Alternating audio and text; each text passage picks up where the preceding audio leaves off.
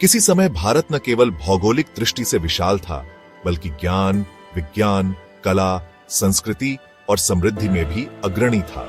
यह कहानी उस महान यात्रा की है जिसमें भारत एक सामान्य भूभाग से विश्व गुरु बना और फिर सोने की चिड़िया के रूप में पहचाना गया।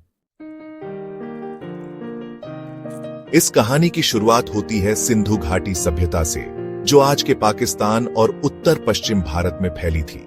हड़प्पा, मोहनजोदड़ो, राखीगढ़ी जैसे नगरों में अद्भुत नगर योजना थी, पक्की ईंटों के घर, जल निकासी की आधुनिक प्रणाली और ग्रेनरी। लोग कृषि, पशुपालन, वस्त्र निर्माण और व्यापार में दक्ष थे। वे मेसोपोटामिया से व्यापार करते थे। यहाँ की मुद्रा, तौलनाप प्रणाली और मूर्तिकला अद्वितीय थी। यह पहली मिसाल थी कि भारत सभ्यता, तकनीक और व्यापार में कितना उन्नत था। आर्यों के आगमन के साथ शुरू हुआ वैदिक युग। इस युग में ऋग्वेद, यजुर्वेद, सामवेद और अथर्ववेद की रचना हुई। भारत में धार्मिक, सामाजिक और दार्शनिक विचारों का उदय हुआ। कर्म, धर्म, मोक्ष और पुनर्जन्म जैसे सिद्धांतों ने जीवन को दिशा दी।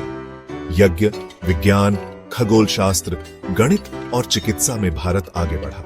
आयुर्वेद की नींव चरक और सुश्रुत ने रखी। सुश्रुत ने 100 से अधिक सर्जरी के तरीके बताए। यह युग भारत को ज्ञान की भूमि के रूप में स्थापित करता है। 16 महाजनपदों में मगध सबसे शक्तिशाली बनकर उभरा। यहां से ही आगे चलकर मौर्य साम्राज्य का उदय हुआ। बुद्ध और महावीर का जन्म इसी काल में हुआ, जिन्होंने शांति और अहिंसा का संदेश दिया। विश्व प्रसिद्ध तक्षशिला और नालंदा विश्वविद्यालयों की नींव भी यहीं रखी गई, जहां दूर दूर से विद्यार्थी पढ़ने आते थे। भारत शिक्षा, नैतिकता और समाज शास्त्र का केंद्र बन चुका था।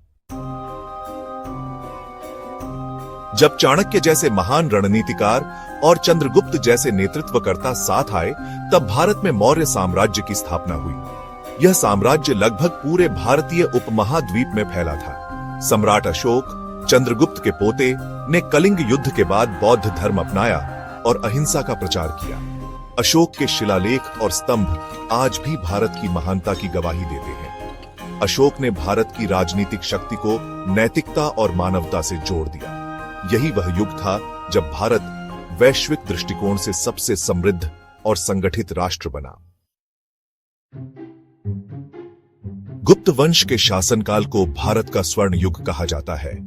सम्राट चंद्रगुप्त, विक्रमादित्य और समुद्रगुप्त जैसे शासकों ने राजनीतिक स्थिरता के साथ कला, विज्ञान और साहित्य को संरक्षण दिया। इस काल में आर्यभट्ट ने शून्य और दशमलव की खोज की। वेदांग, ज्योतिष, गणित, चिकित्सा और खगोल शास्त्र में अभूतपूर्व विकास हुआ। कालिदास, भास, विशाखदत्त जैसे महान कवि नाटककारों ने संस्कृत साहित्य को विश्व प्रसिद्ध बना दिया। अजंता एलोरा की गुफाओं में बनी चित्रकला और मूर्तिकला आज भी विश्व में अद्वितीय है।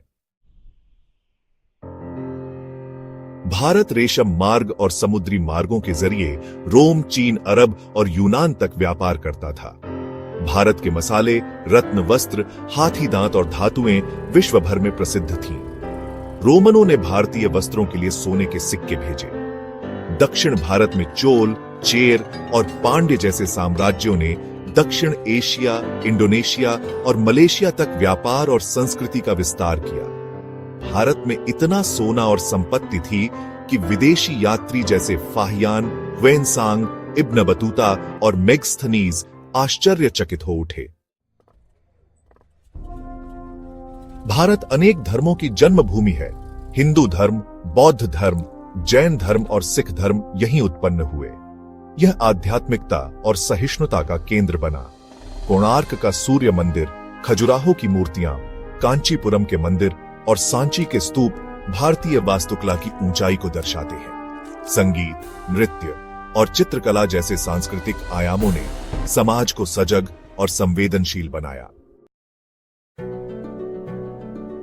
भारत में तक्षशिला, नालंदा, विक्रमशिला जैसे विश्वविद्यालयों में हजारों छात्र अध्ययन करते थे। तक्षशिला में चाणक्य, सुश्रुत जैसे विद्वान पढ़ाते थे। नालंदा में चीनी विद्वान ह्वेनसांग ने 5 वर्ष अध्ययन किया। वेद, उपनिषद, दर्शन, खगोल शास्त्र, गणित, भौतिकी, वनस्पति, चिकित्सा और व्याकरण में भारत का ज्ञान अद्वितीय था। भारत में ज्ञान न केवल अर्जन बल्कि आत्म विकास का माध्यम था। पहला, अत्यधिक संपन्नता। भारत विश्व का सबसे बड़ा सोने चांदी का भंडार रखता था। लोग सोने की ईंटें मंदिरों में दान करते थे। दूसरा, व्यापारिक शक्ति। भारत विश्व का सबसे बड़ा निर्यातक था, कपड़ा, मसाले, रत्न, धातु आदि। तीसरा, शिक्षा और ज्ञान। दुनिया के सबसे पुराने और बड़े विश्वविद्यालय भारत में थे। चौथा, धार्मिक सहिष्णुता। अनेक धर्मों का सह अस्तित्व था, हर विचारधारा को स्थान मिला। और पांचवा, सांस्कृतिक समृद्धि। नाट्य, संगीत, चित्रकला, मूर्तिकला, नृत्य और भाषा का अनुपम विकास।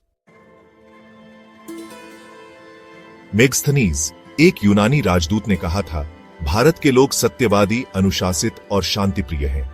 ह्वेनसांग, एक चीनी यात्री ने लिखा, भारत में शिक्षा, दर्शन और संस्कृति का अद्भुत मेल है। और इब्न बतूता, एक अरबी यात्री ने कहा, भारत के शासक न्यायप्रिय हैं और नगर अत्यंत विकसित हैं।